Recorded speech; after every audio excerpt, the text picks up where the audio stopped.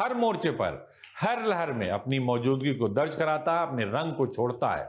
दिल्ली के गलियारों में केवल सांसद नहीं, बल्कि अपने क्षेत्र सिद्धार्थनगर में जनता के बीच उतने ही सक्रिय और सम्मानित नेता हैं वो। सरकार ने उन्हें वक्फ संशोधन विधेयक जैसी कई महत्वपूर्ण और संवेदनशील संयुक्त संसदीय समिति यानी जेपीसी का अध्यक्ष नियुक्त किया है।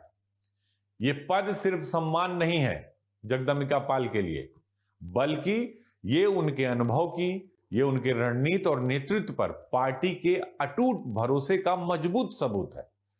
काला नमक चावल को वैश्विक पहचान दिलाना हो या बुद्ध सर्किट का विकास हो, जगदंबिका पाल की प्राथमिकताएं हमेशा स्पष्ट, जनता केंद्रित और ठोस रही है।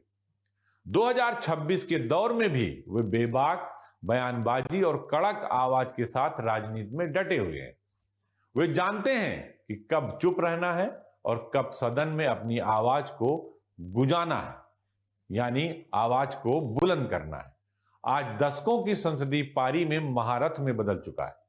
हर मोड़ पर, हर चुनौती और हर जीत जगदंबिका पाल की कहानी यही सिखाती है कि राजनीति में अंत कभी नहीं होता, बस हर मोड़ पर एक नई शुरुआत होती है। जगदंबिका पाल राजनीतिक अनुभव और नेतृत्व का जीवंत प्रतीक, एक ऐसा नेता जो हर तूफान में अपनी छाप को छोड़ देता है। आज जब देश की संसद सबसे पेचीदा और संवेदनशील वक्फ संशोधन विधेयक के चौराहे पर खड़ी थी, तो सरकार को याद आया वो तजुर्बा जो सिर्फ जगदंबिका पाल के पास है। जेपीसी के अध्यक्ष के रूप में उनकी नियुक्ति महज एक पद नहीं, बल्कि भरोसे का वो हिमालय है जिसे पार्टी ने उनके कंधों पर टिकाया है।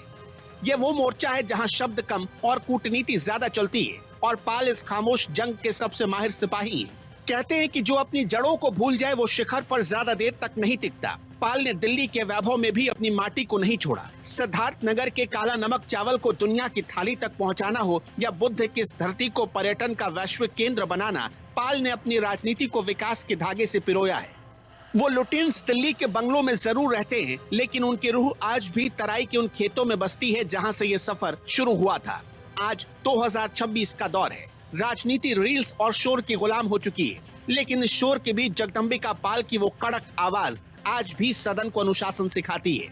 वो जानते हैं कि कब खामोश रहकर तूफान को गुजरने देना है और कब अपनी दलीलों के वज्र से विरोधियों के तर्क छिन्न भिन्न करने हैं। 31 घंटे का वो अधूरा सुल्तान आज संसदीय गरिमा का वो महारथी बन चुका है जिसके पास राजनीतिक मर्ज की दवा है।